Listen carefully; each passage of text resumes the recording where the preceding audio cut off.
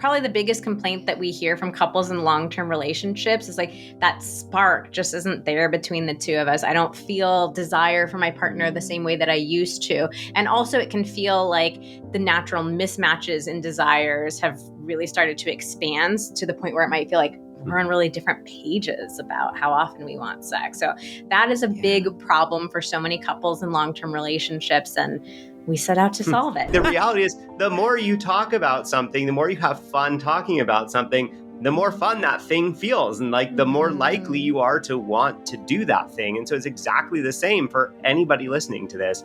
The more you talk about sex in a neutral to positive way, the more likely you are to be thinking about sex on a regular basis, the more likely you are to be desiring your partner, the more likely you are to just be having more sex and then having better sex and then having more better sex to think about and to talk about. We talk about expressing gratitude.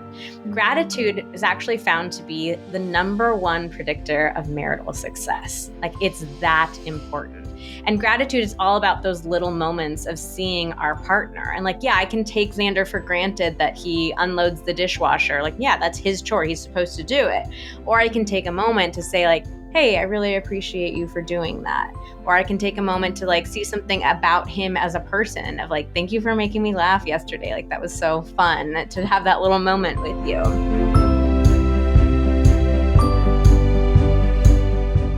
We have one of my favorite couples right here today, my friends.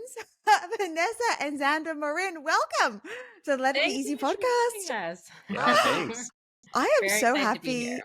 I am so happy that you're here. I've been following you for a while. You two are hilarious and you make so many kind of squirmy things accessible.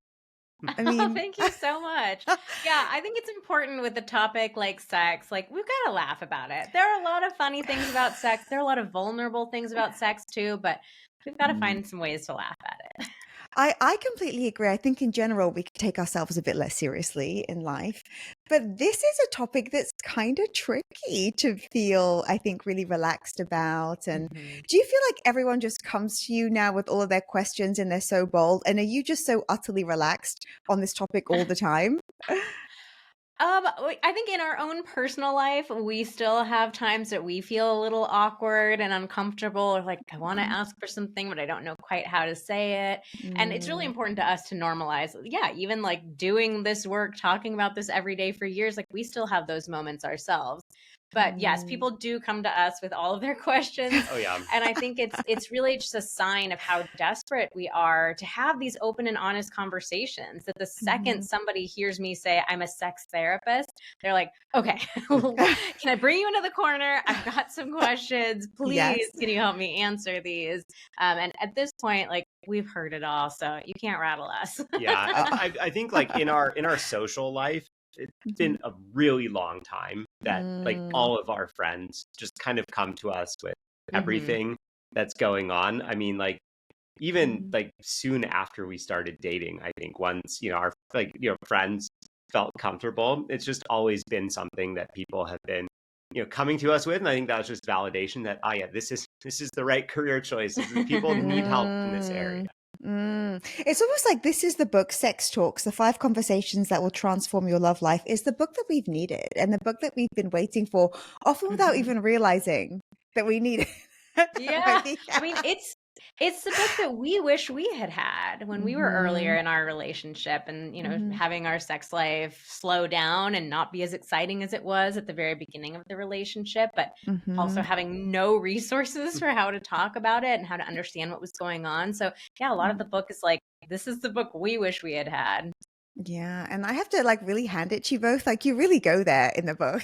Like you're so honest. It's so admirable to me to listen to people who are just so willing to tell the truth, and really, I think freeing up and opening up a conversation that makes everyone feel more comfortable. It felt so generous to me. We know, like, with the book, we're asking the reader to have these conversations with their partner, and we know that feels vulnerable, and we feel really good that we've laid it out in a way and given you all the resources in a way that will make it feel so much more comfortable than it might feel right now. But it was really important to us understanding, like, we're asking the reader to do something that feels scary to them. So why don't we take the lead and try to be really vulnerable? So literally the first page of the book opens with us going to therapy. We've told some just incredibly embarrassing stories that we've never told anyone or shared anywhere. And a lot of the lessons that we've learned, like, we've learned the hard way by doing the exact opposite thing and having that be disastrous. So yeah, we just wanted to show people that it's okay to be vulnerable. Yeah, I think in this day and age, it's really easy. You hear a lot of expert advice from people, and I think it's so easy to be like, okay, yeah, that sounds like great advice, but like, do you actually do that? I think that it's so easy to get skeptical of like, okay, like that sounds really hard though, and I bet you that you're not actually doing that. And so we just try to flip that around and be like, no, here's everything that we've actually been through. Here are all the mistakes that we've made, and I think it's a lot. I think it's great to have a balance of giving advice, but also sharing your experience. Oh my gosh, absolutely. Because I think that we learn and what we remember are your stories and your exact examples. And I love you. I love the duo here too. Like Vanessa, you with your specific expertise, and Xander, you're like, I'm a regular guy. I would actually love to read a passage. I mean, friends, if you don't already have this book, you absolutely need it. It's absolutely a must read, even if you think I'm really good in that department. I mean, I think that there is. I mean, okay, we'll talk about the 5 talks in a moment, but I just want to share something that Xander shared in his other half about normalizing imperfections, if I may. Yeah.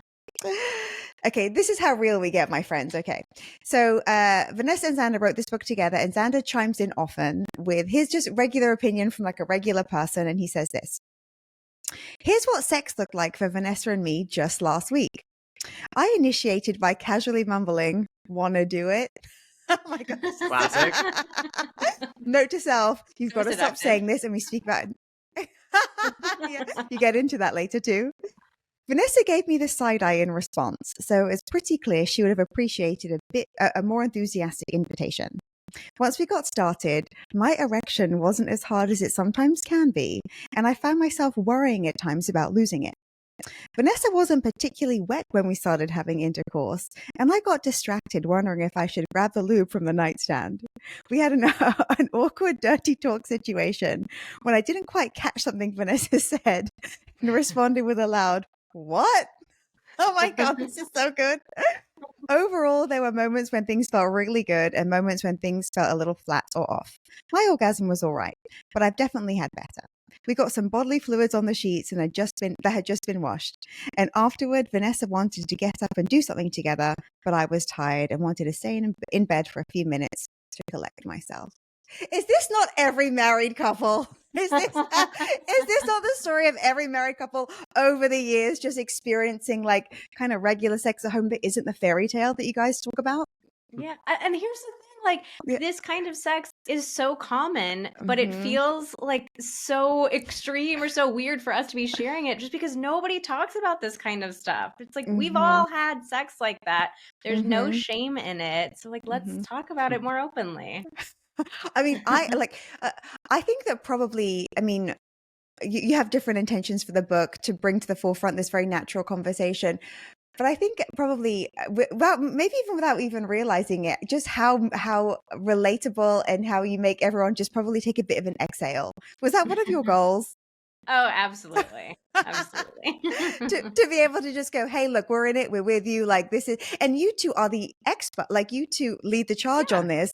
And you're not like dressing up in red lingerie, swinging from chandeliers every 5 minutes, doing all sorts of like outrageous things. It's just you guys. Yeah, exactly. Yeah, we just wanted to normalize it. I think similar to what Xander was saying earlier about like when you hear expert opinions, sometimes it's very easy for us to picture the experts as like just living these perfect lives. And we get that assumption about us a lot. Like, you're a sex therapist, you have this sex therapy business together, like you guys must have the most unreal sex life. And like, yes, we have a great sex life, and we've also put a lot of work into it, and we also still have sex. It's kind of like, all right, that got the job done, but it wasn't like earth shattering or anything like that. Like, that's okay. You know, and we have sex even to this day that sometimes we're like, ooh, that was not one of our finest. You know, like that's all normal and that is all okay. And you also reference so many different of your people who you've worked with in the book, their different situations, things that they want to try, their past experiences holding them back. I think that, oh my, as I read it, I'm like, wow, where has this book been? Like, truly, I gifted two to my friends for us to just talk, to like Oh, break it down. Sweet. I love that. It's so good. So, speaking about the five, acknowledgement, connection, desire, pleasure, exploration. These are the five talks. I'd love to kick off by just asking, which one was hardest to write and which one was easiest to write? So we wanted to take this topic, this huge topic of talking about sex. And honestly, everybody knows this already, right? Like you've heard the advice to just talk about sex. So it's nothing new. But what we really wanted to do in the book was give people a specific path. Like specifically have these conversations, have them in this order, say exactly this in this way. Like I hate vague generic advice. So I'm all about like really getting into the nitty-gritty details. So that's why we picked the specific five and put them in that specific order. I would say for me, finding the first one was the hardest because that was the most important one to me. I knew like I want to find a way to ease people into this. I know people are going to be feeling nervous and vulnerable. So it was so important to me to figure out like what's that perfect first conversation. And the big problem that a lot of us have with sex is that we don't want to talk about it. So we wait to talk about it until something is really bothering us or really not going well in the relationship. And so it was a lot of work for me to figure out like what's something I can do that's the exact opposite, where we're not going into the problems or the frustrations, but starting on a more positive note.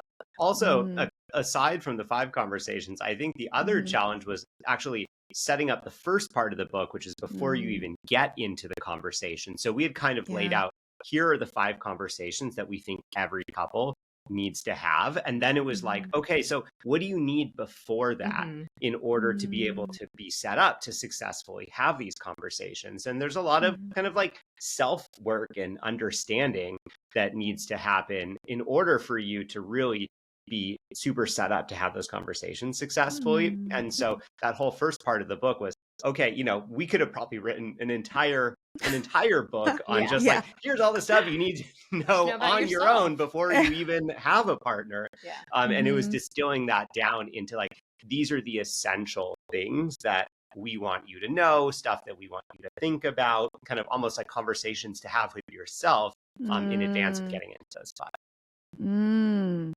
So acknowledgement is simple, right? It's like acknowledging that this is something that happens, right? Even though it just seems like it's a secret thing that people do privately, and shh. No one says anything. Going on to connection, which I really, really love the chapter on connection, desire, pleasure, exploration, desire, especially after a long period together. I think that's probably the biggest complaint that we hear from couples in long-term relationships is like that spark just isn't there between the two of us. I don't feel desire for my partner the same way that I used to. And also it can feel like the natural mismatches in desires have really started to expand to the point where it might feel like we're on really different pages about how often we want sex. So that is a big problem for so many couples in long-term relationships, and we set out to solve it. But I think the interesting thing about that is so many people will quickly identify like, oh yeah, I think I have a problem with desire. I think my partner does, or we both do together. But they just want to jump in and fix the desire part of it. And, but the reality is you can't really do anything about that unless you actually address the things that come before it, which is first, just the acknowledgement, like getting comfortable talking about it. And then two, like building a baseline of emotional connection. We so often compartmentalize these parts of our sex life and go, it's a desire problem. Just fix the desire problem and everything else gets fixed. But then it's like, okay, hold on. Like before we talk about desire, let's talk about the rest of it. Like, do you have emotional connection? Like, are you having, when you do have sex, is it sex that's pleasurable? Are you doing things that feel exciting to you? And if the answer is no to any of those, then it's like, well, the desire, we can't fix the desire problem until we address all of these other things. So that's actually why we, put it in the order that we put it in. As I was reading the book, I thought to myself, I almost wish that some couples got this book before it's kind of too late. you know, because it's so easy to go, I don't desire my husband anymore, but you over there, Tom, in the bar, or you, this coworker who's really exciting on this business trip that we're going on. Or it's like it's so easy to place the blame on our partner, right? To say, oh, it's just him. I don't desire him anymore, or we're not meant to be together anymore because my body's not feeling it and I'm feeling it for somebody else. Yeah. Yeah. So Yeah. what would you say We've in had those situations? Yeah. We've had a lot of people ask us, can I read the book even if I'm not in a relationship? And we're like, Yeah, absolutely. Like, please. please do. It's so great to prepare yourself with this information and to be able to go into your next relationship, with all these tools and resources. That being said, though, like, we know that most people are likely going to be reading the book when they've hit a tough point in their relationship and they're desperate for, like, what do I do? So we put a lot of tools and, communication scripts in the book for couples that are in a tough place. And in particular, one of the things that I'm really proud of in each chapter, at the end of it, we have a section about navigating conversational pitfalls. So I've guided couples through these conversations enough times to know all the places where they go wrong. So each conversation has a section of, like, okay, if your partner says this, then you do this. If they say this, then you do this. So it's like creating a little choose your own adventure, like, no matter how challenging it might get. Yeah, it's so practical. I mean, I feel like there's a quiz in it. I mean, you give so much away. I mean, especially for a book that you can read this in a couple of days if you're committed. That there's so much here. So with the desire piece, there are a couple of things that you said that I really liked. You said, see your partner with fresh eyes. Could we talk about that for a moment? Because I think that is such an amazing, I don't want to say trick, but it's something that you can do that can just really make you feel desire inside of you. Could you just talk to us about that for a moment? When we've been with our partner for years or even decades, there's just this complacency that settles in of, like, oh yeah, I know everything about you, and the annoyances start to come to the surface a lot more than the things we appreciate. Like, it's so easy for us to just be annoyed and frustrated by our partner and forget about all those things that even attracted us to them in the first place. And so we talk about seeing your partner in new ways, like in a couple of different places in the book. One is actually in the connection chapter, where we talk about expressing gratitude. Gratitude is actually found to be the number one predictor of marital success. Like, it's that important. And gratitude is all about those little moments of seeing our partner. And, like, yeah, I can take Xander for granted that he unloads the dishwasher. Like, yeah, that's his chore. He's supposed to do it. Or I can take a moment to say, like, hey, I really appreciate you for doing that. Or I can take a moment to, like, see something about him as a person of, like, thank you for making me laugh yesterday. Like, that was so fun to have that little moment with you. So that's one way that we can see our partner in a new light. And then another way is actually in chapter 5, exploration, of us, like, trying new things in the bedroom together. Because, like, your relationship probably feels boring right now because you're doing boring things. You're doing the same thing over and over again. So, like, why would it not feel boring? People always love to talk about the early stages of a relationship and, like, we have so much fondness. Like, oh, it was so easy and everything was so exciting. But what were you doing? You were doing new things, new exciting things with your partner all the time. And then you start doing the same old boring things with them and wonder, like, what happened to all that excitement? So, doing new things with your partner inside and outside of the bedroom is one of the best ways to keep that spark alive. Isn't it so interesting how we just assume that things should just magically be working, right? It's like, well, we used to take fun trips and we used to go out to cool dinners and we used to, like, ask each other, like, really curious questions. And now we're just like, pass the remote. Do you want the same Domino's order? And then we're like, well, why isn't it red hot passionate?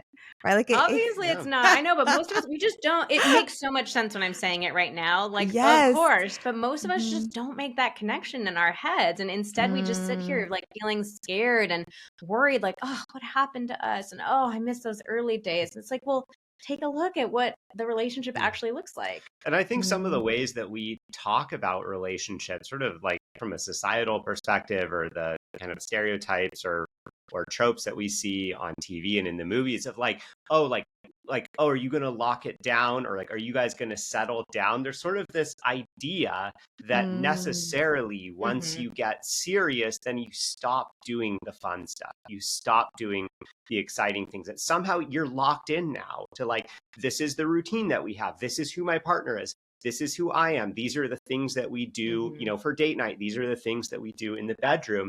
And, you know, we don't really communicate about it. We're just locked into like, this is how it is.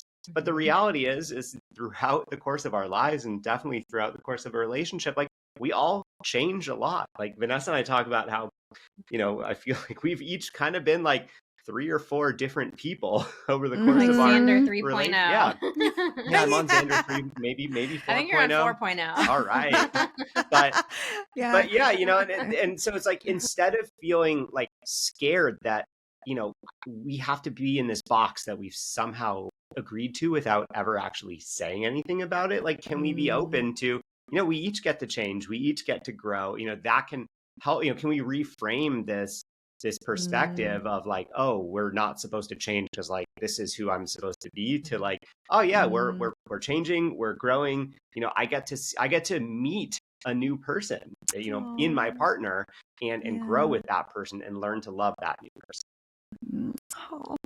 And this is what happens when you guys are connected, right? This is kind of your like the second talk. So you acknowledge it. Connection is like, it's almost as if what I got from your connection chapter 2 is like, everything is almost like some form of foreplay, everything, and not in some intentional, but everything that happens before, and anything that happens outside of intimate acts is still part of the experience.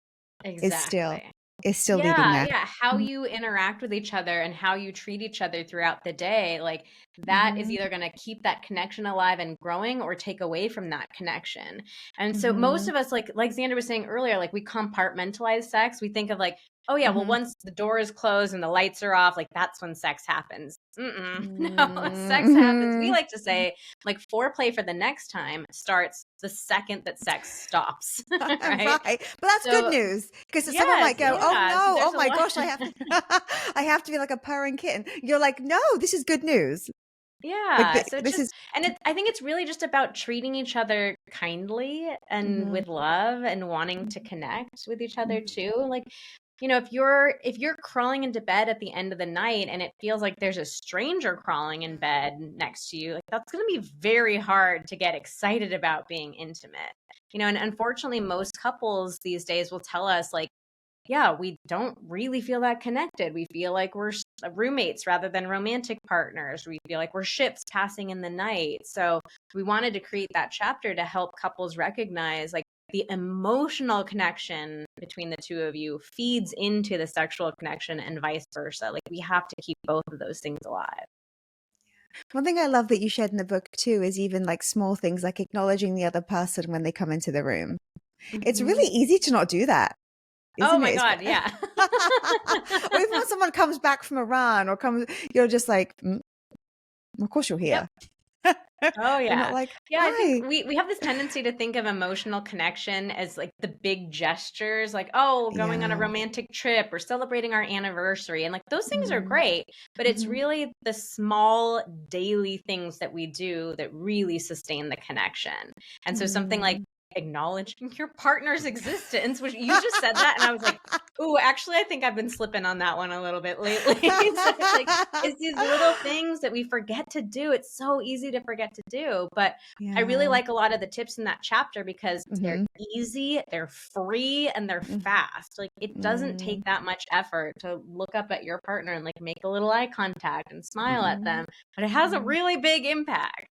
I know. How about just not reaching for your phone in the morning before just actually saying good morning?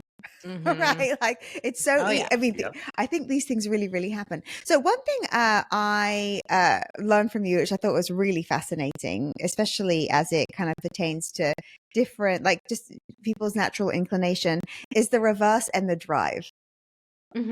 And spontaneous versus responsive. Like these two things, as I was reading them, I was like, oh, how do we need to learn to reverse before we can drive? And how do we know if we're spontaneous versus responsive?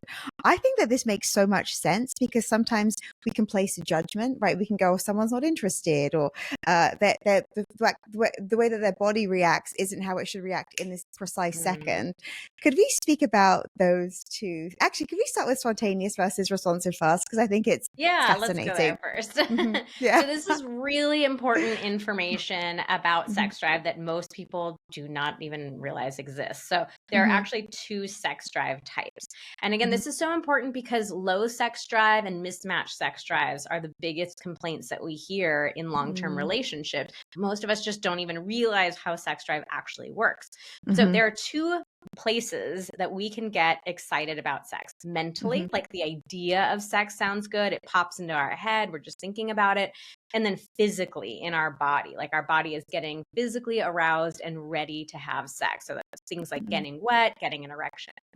So the two sex drive types boil down to where you feel desire first. So I'll start with spontaneous because this is the type that we see on TV and in the movies. It's how everybody thinks their sex drive is supposed to work. And so spontaneous desire is when you feel the mental desire first and then the physical arousal second. So it's like you're just, randomly going about your day, sex pops into your head, it sounds good, you go find your partner and it's on. Now, responsive desire is the second type, and it's the exact opposite. Your body has to be aroused and excited first, and then the mental desire follows second. So one of the classic ways to know that you're a responsive sex drive type is if you've ever found yourself in the middle of sex or even at the end of sex thinking, this is fun. Why do I not seem to want this more often? That's a classic sign. So responsive desire is especially important for us to recognize and respect because it doesn't mean you're low desire or no desire. And that's what most people think when they have responsive desire. And of course, the majority of people who have responsive desire are women. And it's very easy for us as women to think like, oh, something's wrong with me. I never want sex. What's wrong? But it's not that you don't have desire. It's just that you don't understand how your desire works. So your desire is there. It's just that you need to start with your body first, and then mentally the desire will follow from there. So if you were to find, just grab a random desire or a responsive desire person at a random moment of the day and say, hey, do you want to have sex right now? They're going to say no because there's nothing going on with their bodies, right? So it's just about understanding what your types are and what part of the body you need to appeal to first. Yeah, so very often in a relationship, you might have someone who is spontaneous and someone who is responsive. And someone who's spontaneous is probably way more likely to just spontaneously initiate sex. And the reality is that turns out you're asking the wrong question. If you're just like, hey, want to have sex? Like, of course the always going to be a no. The answer is going to be no, because I mean, even the phrasing of it, do you want to have sex right now? It implies like right now. It implies there's like no other activities to do that might kind of get the person there. There's no time frame associated with it. And so we just so often are not setting each other up for success. The spontaneous person is asking the wrong type of question. And then the responsive person sees the spontaneous person just spontaneously thinking about it. And they're like, oh God, like they're just always thinking about sex. And so it's like, they kind of write off sex as this like not very meaningful thing because the partner's always thinking about it. And then we're just totally missing each other. You can see how this gets complicated very quickly. Yes, because it's no one's doing anything wrong, but the person who's spontaneous probably doesn't feel that desired because they're getting rejected. Because they're not putting in the groundwork that's required because they don't understand that they need to, because for them it's happening. And then the responsive person probably feels like a little cold or a little just, is there something, why aren't I just always in the mood, or why can't I just, and I mean, and because we don't talk about this, because no one's acknowledging anything, it can probably just feel like over time, does this just get worse? Do you feel like it's when people are then like, okay, now I need some help. Now I need a professional. Now I need. Yeah. So typically what happens is there's usually one partner who initiates more often in the relationship, usually the spontaneous desire person, and then they get turned down, and none of us likes feeling turned down. It's always really vulnerable. So they start initiating less and less. And, and then it just, the moments that they do initiate, feels so much more fraught and there's so much more tension. So it feels awkward. And, sometimes there can even be fights that come out of the initiation. So over time, it just can spiral down to this place where you're really not having much sex at all. So, speaking of initiation, I know that you love to talk about this. And yes. One of our favorite topics. I know that you speak about bristling, and I think that sometimes we're not even aware of how we're reacting how we're acting when we're initiating, or how we're acting when someone's initiating with us, and we're just, I don't know, we're feeling a bit like unsure. Could you talk to us a bit about initiation and like what we need to know that no one's ever taught us? Initiation is one of the biggest areas where we get tripped up in relationships, and it makes the desire issues feel so much worse. So initiation is supposed to feel like an exciting invitation to your partner. The problem with it is that it's very vulnerable to do initiation in this way. Most of us feel really uncomfortable asking our partner to be intimate with us. Most of us feel uncomfortable just asking for what we want in general. So then add like we're asking for sex on top of it, and it's so much harder. And so most of us respond to this vulnerability by, we try to like dance our way around it. So one of the classic ways that this comes up in a lot of male-female relationships, we'll see men just doing like groping touch, like the boob honk is a classic one, just comes up behind you, squeezes your boobs, grabbing them.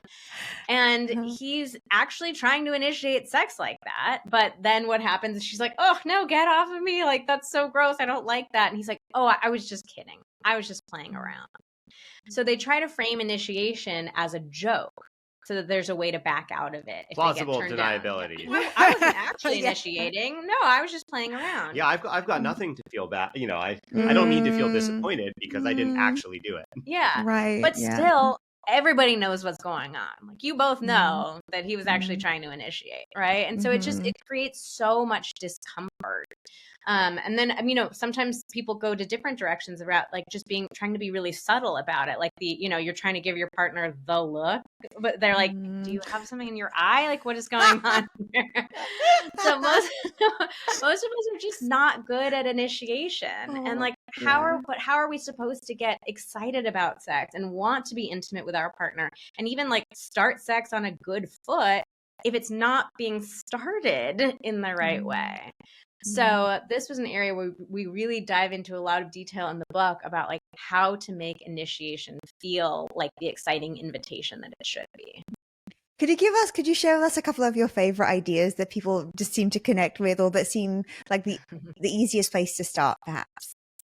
The best place to start is actually this model that we developed called the initiation styles. So it's really similar to the love languages, if you've heard of that model. Yes, like this idea that like we all like to be loved in different ways, and like we need to understand what our partner likes, because otherwise we're just going to do what we would like, and maybe we're going to totally miss them.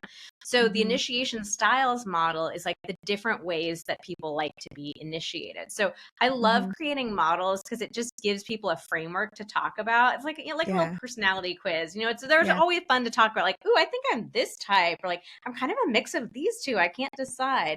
So it just makes opening the conversation so much easier. So for example, I'll give you a couple of the different types. One of the types we call it the take care of me type. And this type likes to feel genuinely taken care of by their partner. So let's say, like, if that's my type, I would really like if Xander offered to draw me a bath. Or maybe if we have kids, like he would say, hey, I'm going to handle bedtime. You have a little bit of alone time, and then I'll meet you in the bedroom later. But it's just this sense of like, I've got it. I'm taking care of things. I'm giving you some space for yourself. Then we can contrast that with a different type, is the play with me type. And for these types of people, they like sex to feel kind of sillier and more playful and goofy. So you might like, maybe we make a bet on something, on like who's going to win the football game tonight, and the winner gets oral sex. Or we have like a funny little emoji that's an inside joke between the two of us that we text to each other to say like that, hey, do you want to be intimate? Or even like a funny song that will just play on the speakers, right? So it's like, you can see those two types are very, very different.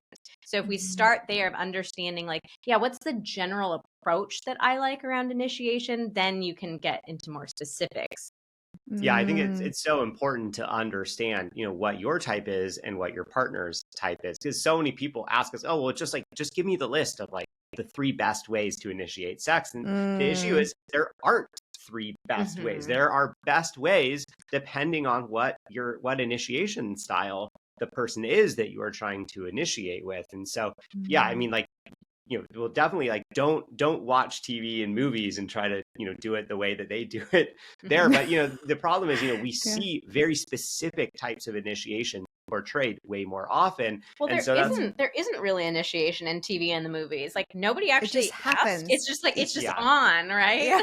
So that's part of the problem of why we never learn how to do it, because we never even see that it's necessary. Yeah. Oh my. And with the reverse and drive, I thought this was really interesting because it's kind of like laying a bit of a foundation too that you can become familiar with, that's important to you. Could you speak to us about that, about when it comes to getting prepared yourself? This is another aspect of sex drive that we talk about in part 1 of the book, like understanding yourself a little bit better. So I talk about these 2 different modes of sex drive, where we think of drive, we think of desire as like all systems go, like I'm cruising ahead, I'm feeling turned on, I want to have sex. But there's also another mode of it too, which I call reverse mode. And those are the things that get in the way of us feeling desire, that like cut the desire off at the pass.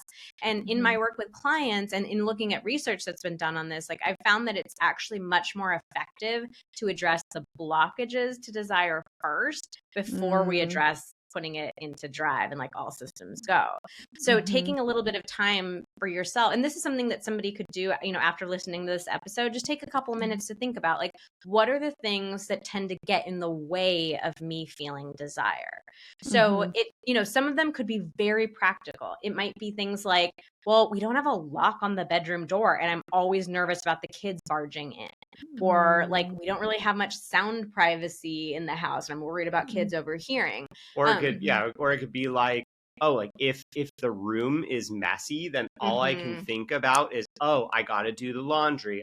We're almost out of that. So like, oh, I have to get the liners for the trash can at the store. Oh, yeah. So like, oh, okay. So maybe it's important to make sure that, like the space that we're going to have sex in is like clean and comfortable and everything is settled so that I don't get distracted. Yeah. So often you can find like really practical things that you can do to just set things up for success. Putting a lock on the door, tidying things up, but just understanding like, yeah, these are kind of my like ideal circumstances for sex to happen with it. So that allows you to put yourself. So this is your metaphorical reverse. So like remove any obstacles or blocks that could be very physical, like literal. And would this also include perhaps any behavior to kind of cut out because you know what it's like, if I know that if I can be nagging about something, if I'm stressed out and I'm nagging, that's a big no. Like no, like that is not hot at all. And I feel as if even when I'm nagging, I don't like myself. If I'm also always making somebody wrong, that's not sexy for him or me. So, that's the other part of it too. Like I started with some of them can be very practical and some of them can be much more complex and bring in like emotional dynamics and stuff like that. I mean, even initiation could go into this as well. Like if I get the boob honk, that is an instant, like I'm in reverse mode. It's going to take longer to get me turned on than it would if you hadn't done that. So really you can think about all sorts of different types of dynamics, but the general idea is like, what is the best way that I can set myself up for success for connecting with my partner? Oh my God. So many favorite parts of your book. What else? I've got my notes here. I mean, I had to like really limit them. Here's another takeaway I got from your book that I really liked. Don't hide requests in questions. Don't hide. Did I get that the right way around? Yeah. If there's something that you want, sometimes we're just a bit too subtle about it. Yeah. Could you elaborate? I think the interesting thing about the book, we've been getting a lot of feedback about this, is that it's really just a book about communication too. Yes. In disguise. Yes, You're going to learn communication tips that will help in every relationship. It's kind of like, if you can learn how to talk about sex, you can talk about anything. It's So, true. Yeah. yeah, we have some general communication tips that we share in the first part of the book as well. And this is one of those tips. So it's like I was saying earlier, like a lot of us have a hard time expressing what we want. And so we often ask questions that aren't really questions. And this was a perfect example of something that I learned the hard way that I was doing. Like the one thing that I used to ask Xander in the early stages of our relationship, he worked in the corporate world. He had a pretty stressful, like demanding job, and he often worked late. And so I would ask him, like, are you coming home soon? And Xander would answer it very logically, like probably not for another hour at least. But what was actually happening in those moments is I was feeling lonely. I was missing my partner. And it was like, this is day 10 in a row that he's been working late. We haven't been able to have dinner together. We haven't had any quality time. So really what I was, wanting to say to him is like, I miss you and I want to spend time with you. Can we spend some time together? And so when Xander would answer, I'm asking him a logical question. When are you coming home? He's giving me a logical answer. But I would feel so hurt in those moments. Like, man, he doesn't see me. He's just like gonna stay another hour. Like he doesn't care. And I had to realize like, oh, I'm not being clear about what it is that I want and need in this moment. I'm asking him a logistical question and he's giving me a logistical answer. So I'm like setting both of us up for failure here. Yeah. And then, and then I'm picking up on like, oh, it seems like she's upset. Like, why is like you're doing something wrong, like you're doing something wrong and you're not doing anything wrong. So you're feeling like, and then once you pick up on that like, oh, like there's like some annoyance or like there's like you're trying to read between the lines, and then at that point then you might be picking up like, oh well, maybe she misses me or maybe she would like to do something, but then it doesn't feel good to drop everything and go do something with someone that's already upset with you. So it's just like you're missing that opportunity, to actually ask for the thing, and then I could have made the decision of, oh yeah, I do have these 5 other things to do, but like what's more important to me? Like, oh, okay, like it sounds like she really misses me. Maybe I could do some of these tomorrow. So it's like I never had the opportunity to kind of look at it and make a decision for myself. Instead, it was just like, oh God, she's really upset with me and I'm not sure why. Yeah, which can also make Xander want to stay at the office longer because you're upset, and he's like, oh yeah. It's like, well, she's already that's actually a really good point, because it'd be like, well, okay, well, she's already upset, so like we're not really going to have any quality time tonight. I might as well just get this other stuff. I mean, I'm already here. I might as well get this other stuff done so that maybe tomorrow I can leave at 5 o'clock and when she's in a better mood. So it's like we're both, and that makes Vanessa more upset because she's like, well, he didn't hurry home even though I said, when are you going to be home, so he should know. It's such a common dynamic, isn't it? And people aren't actually just saying what they need. It's like a hint, or it's like you said, setting up your partner for success. And if you said, I'd really love to see you and I just want to give you a hug, I mean, it's very different. Oh yeah, absolutely. Yeah. Like where when you're we coming frame our from requests in positive ways, like that makes our partner actually want to follow through on them. And like, of course, there are circumstances in life sometimes that are challenging, but it's just being able to share a request in a positive way. There's so much higher of a chance that it's going to get fulfilled. Yeah. And you also talk about that a lot in the book also, ways to bring up sex that's really fun, right? Like, oh, what's your favorite memory, or what's or tell me about a really fun, and you tell your safari story, which is so awesome. Could you share some of those pieces of advice if someone's like, I'd love to, have a fun, lighthearted conversation, but not go, well, tell me what you like and what you don't like right now, which can feel, What's your fantasy? Yes, I know. You better have one all mapped out. Yes. This is the acknowledgement conversation. So this was our antidote to, jumping straight in with like, this is really bothering me and I hate this about our sex life and this needs to change. Oh no, we don't want you to go there. Instead, we want you to start your sex talks journey with the acknowledgement conversation, which is simply having general conversations about sex in a positive way, or even just a neutral way. So it's like really easing into it. So one of our favorite starting points, and this is another thing that somebody could do right after listening to this episode, is take some time to think about one of your favorite sexual memories with your partner and then share that with them today. And so you're not doing anything with the conversation. You're not initiating sex. You're not making any complaints. You're not making any criticisms. So it's literally just like, you know what popped into my head today? That anniversary trip that we took and that hotel that we stayed in when we were in bed all day long. Like, it just popped into my head. It was a really fun little memory to think about, and I just wanted to share it with you. So what you're doing by having these positive conversations about sex is you're really starting to create this foundation for communication and helping you and your partner recognize that talking about sex, it doesn't have to be scary. It doesn't have to lead to a fight. It doesn't mean there's like an underlying motive behind it. Like, oh, my partner's going to say like, we haven't done that in years. So you're just trying to talk about it in a positive way. I wonder too if you brought up something like, oh, remember that hotel room or remember that time outdoors? Is that also warming up a responsive person? It Could can it be? be. Absolutely. Yeah. It's like giving them some stimulation to get going, something to think about. Yeah, that's what I was just thinking as you're saying it. I'm like, does this get easier, do you find, the more you do it, once you get started? I mean, because I can imagine a couple people reading this book going, oh my God, I've got to have these 5 talks. And then, it feels daunting. I wonder, number one, does it get easier?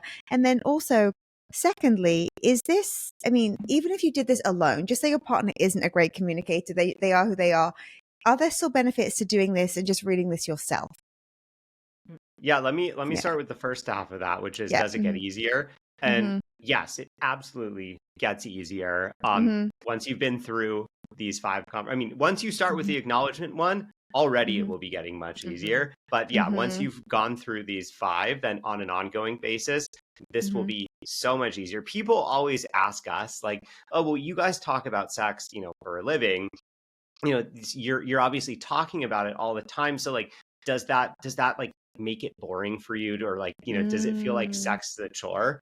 And we kind of like look at people like they're crazy, because for us, the reality is the more you talk about something, the more you have fun talking about something, the more fun that thing feels. And like, the more likely you are to want to do that thing. And so it's exactly the same for anybody listening to this. The more you talk about sex in a neutral to positive way, the more likely you are to be thinking about sex on a regular basis, the more likely you are to be desiring your partner, the more likely you are to just be having more sex and then having better sex and then having more better sex to think about and to talk about. It's a whole virtuous cycle. And so it does get so much easier. The one thing that stays the same the whole time is that you do need to continue talking about it. It's just that it gets more easy and it gets more fun. Yeah. And I think, our story is an example of that. Like, the book starts with us being in therapy. We share so many stories in the book of like, we did the exact wrong communication stuff, and now we're at this place like where we wrote a freaking book on it. Like even Xander's story, like coming from the corporate world, never in a million years did he think he'd be a part of this business. Nope. And like, he's got so good at talking about sex and now it's his job. What a blessing. You can come such a long way. So to answer the second part of it, sorry, you're asking such good questions. Exactly I just like jump in and want to answer them. I want to talk to you forever. I love this topic. I love you both. But a friend of mine, I said to her, I really think like this could be a good book, right? I didn't get it for her because I know that there's some stuff going on in her marriage, which has been long term. And so, but I suggested it and she was like, oh, he would never read it. And I'm like, well, you could still read it. Like it could still. And I'm like, it's not what you think. It's not intimidating conversations to have to save your marriage. It's fun, flirty, like honest, practical. So is it still beneficial for a person in a relationship, even if their partner is just, I don't know, very, very uncomfortable with talking? Well, we have heard from a lot of people who have written in saying like, one of us just bought the book assuming that my partner wasn't going to read it. And I started reading it and, the book is like just lying around on the nightstand or whatever. And then like, I'm catching my partner We have peeking pictures. and like We starting have to read pictures it. So people have sent us of like, look at, my husband has never read a book, and they're like hiding behind the corner, like, put the camera in the room and you can see the husband like flipping through like, oh, this is looking interesting. So good. Sneaky But yeah. sex talk reading. Yeah, sneaky. But also, we do in the book, like, we have a separate kind of path throughout the book if you're not reading it with your partner. So we do give you tips for, if you're just too nervous to bring it up with your partner, or even if your partner outright refuses to read it with you, we still give you tips for how to have these conversations. Yeah, and you can absolutely have these conversations without your partner like knowing exactly what you're doing. Like, there are ways to talk about these things that don't require you to have both read the book at all. So the final two in the book, pleasure and exploration. Oh, what good words. Pleasure and exploration.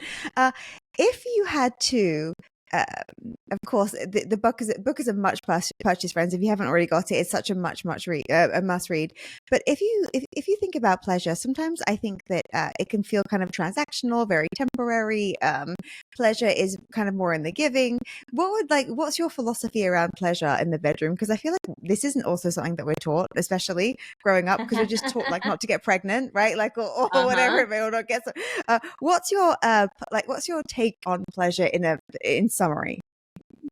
You're absolutely right. Like, most of us don't really know how to experience pleasure. Like, we know, okay, sex is supposed to be pleasurable. It's supposed to be this good experience. But when it comes down to it, it feels very difficult. And I think particularly for women, that's really true for us. And there's so many things that can come up for us, like, all the body image crap that we've been taught. We're so much more in our heads about, do I look weird in this position? Is my partner concerned about the way I smell or taste or anything like that? Even things like just having distracting thoughts coming through our heads. Like, we feel like we can't slow our brains down and be present in the moment. So we do talk in that chapter about how to actually let pleasure in. It is an active process. It's not just to just lean back and it's just going to be pleasurable. Like, we have to be active in allowing pleasure in. So there are techniques for understanding like how to be in the moment and really connect with your partner and pay attention to what are the actual sensations that I'm feeling in my body. Do you think that pleasure is something that in general in life we don't even think about? It's like, get it done, right? And it's like, do you even enjoy your coffee? Like, do you even taste it? Do you even smell or feel your nice scarf? Like, when you put it, all these just moments.